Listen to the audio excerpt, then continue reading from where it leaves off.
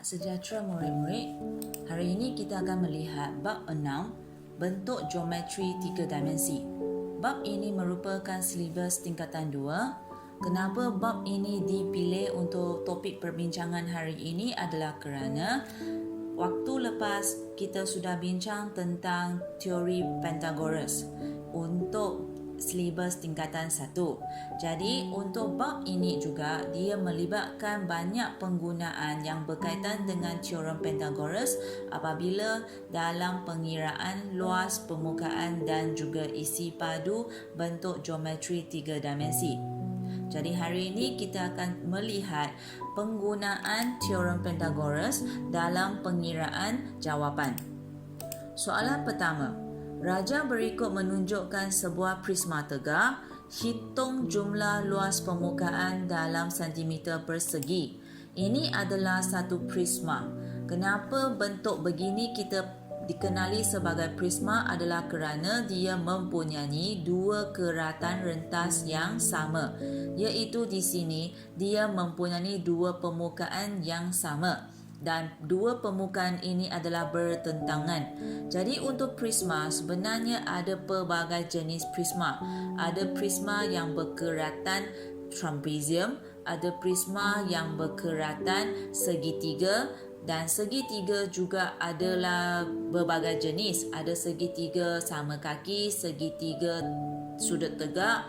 Untuk prisma yang ditunjukkan ini adalah prisma tegak kerana dia melibatkan segitiga bersudut tegak. Jadi apabila kita hendak mencari jumlah luas permukaan untuk bentuk geometri 3 dimensi, yang pertama kita perlu kenal pasti dulu jumlah permukaan yang terlibat. Jadi untuk prisma ini, dua segitiga bersudut tegak dan juga tiga segi empat tepat yang berlainan saiz.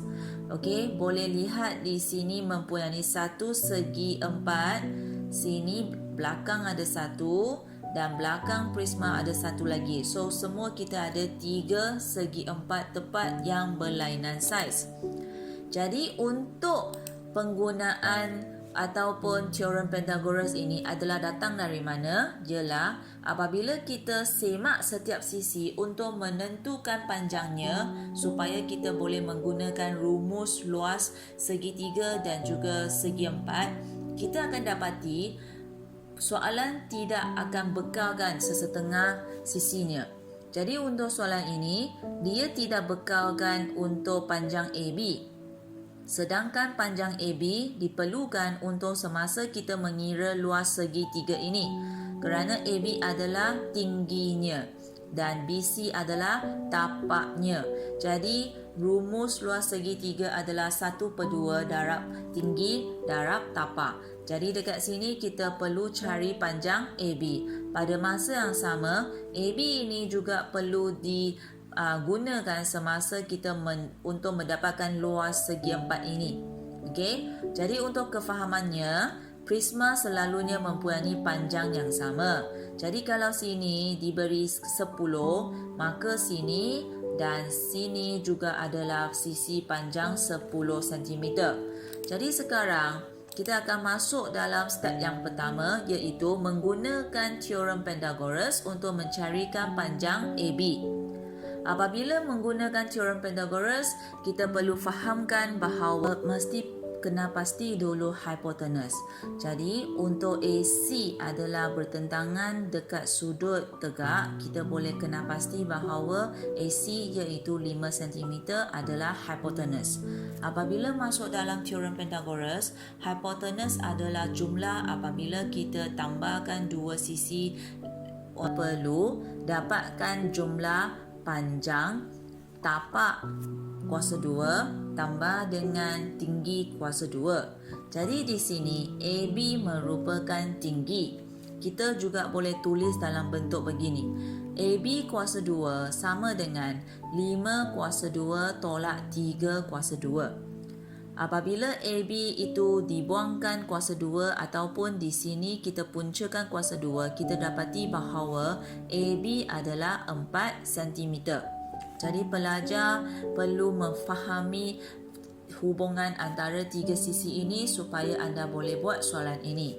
Setelah kita sudah dapat nilai untuk AB, marilah kita cuba jumlahkan semua luas permukaan yang ada untuk prisma tegak ini. Yang pertama, kita ambil 3 darab dengan 10 tambah 4 darab dengan 10 dan juga 5 darab dengan 10. Ini adalah 3 segi 4 tepat yang berlainan saiz. Seterusnya, segi 3 kita ada 2, maka boleh letak kurungan rumus dekat dalam luar, kita masukkan 2 darab 2. Jadi akhirnya kita akan dapat jumlah luas permukaan kita adalah 132 cm. Ini adalah berkaitan dengan hitung jumlah luas permukaan.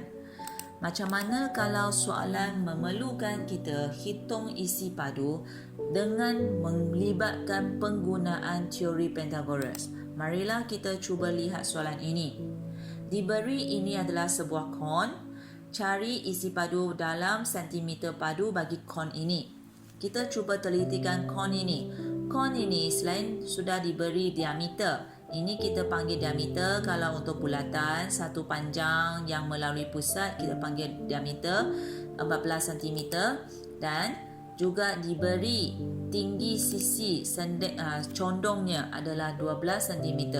Untuk mendapatkan kon, kita perlukan tinggi dan kita perlukan jejari. Okey, kerana sudah diberi diameter adalah 14, maka kita tahu jejari adalah 7 cm. So, untuk mendapatkan isi padu kon, kita perlukan 1/3 darab dengan pi. Masih ingat pi? Pi ialah 22/7 dalam pecahan. Okey, dan J kuasa 2, J ialah jejari dan T tinggi. Ramai murid salah untuk isi padu kon walaupun sudah dibekalkan dalam peperiksaan ialah apabila diberi tahu T, mereka banyak fahamkan T ialah ini. Sebenarnya ini bukan tinggi kon yang sebenar. Kalau ikut definisi tinggi, tinggi adalah daripada sudut tegak sehingga pucat yang paling tinggi. So, ini barulah adalah tingginya. Okey, sini adalah 90 darjah. Bayangkan tinggi itu, tiang itu didirikan di dalam kon. Jadi sekarang apa yang kita perlu buat untuk mencarikan tinggi kon? Penggunaan teori Pythagoras perlukan. Jadi sekarang kita lihat. 12 ini adalah hipotenus. Okey, kerana kalau sini adalah tinggi, sini adalah tapak. So, sudut tegak dekat dalam, kita perlukan bertentangan untuk dapatkan garisan ini. So, 12. Sama dengan 7 kuasa 2 tambah tinggi kuasa 2. So, seterusnya tinggi itu sama dengan punca kuasa 2. 144 ini datang daripada 12 kuasa 2, 49 ini datang daripada 7 kuasa 2. Punca kan tolak dan kita dapat 95 punca kuasa 2 kan, dan kita dapat 9.75 cm. Maksudnya sini dalamnya sebenarnya ialah 9.75 cm. So, seterusnya apa kita buat? Kita masukkan dalam rumus isi padu kon. 1/3 darab dengan pi darab dengan 7 kuasa 2 darab dengan 9.75. So, seterusnya kita akan dapat jawapan isi padu kon sebenarnya ialah 500.5 cm padu. Jadi dengan menggunakan teorem Pythagoras, anda boleh cari luas permukaan ataupun isi padu bagi bentuk geometri 3 dimensi yang dibekalkan. So, murid-murid, cikgu harap anda memahirkan penggunaan teori Pythagoras kerana bukan sahaja dekat luas permukaan dan isi padu untuk geometri ini, apabila kita masuk balik dengan tingkatan 1 untuk luas kawasan yang berlorik ataupun perimeter, juga banyak tempat kita boleh guna teori Pythagoras. So, harap murid dapat memanfaatkan video ini, dan the way to learn the mathematics is to do the mathematics. Okay, so I hope everyone will enjoy this video. Thank you.